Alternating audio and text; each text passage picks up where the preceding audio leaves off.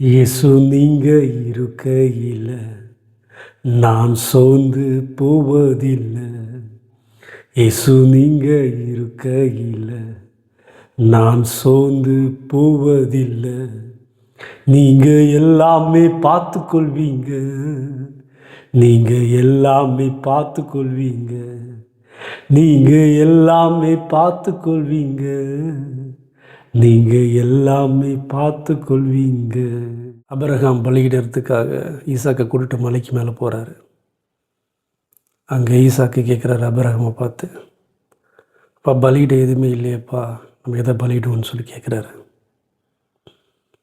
ஆபிரகாம்கிட்ட வார்த்தையே இல்லை, என்ன சொல்கிறதுன்னு தெரியல.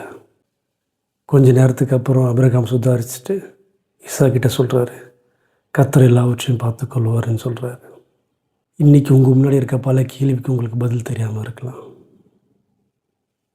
அதே பேர்பட்ட கேள்வியாக இருந்தாலும் சரி, பண தேவையிலாக இருக்கலாம், உங்கள் ஃப்யூச்சரை குறித்தான பயம் இருக்கலாம், இல்லை உங்கள் ஃபேமிலியை நினச்சி பயப்படலாம், இல்லை உங்கள் உடல்நல குறைவாக இருக்கலாம்.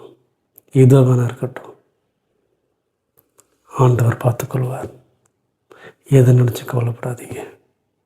உங்கள் பிரச்சனைகள், உங்கள் போராட்டங்கள் எல்லாவற்றையும் ஆண்டவர் இடத்துல கொடுத்துருங்க.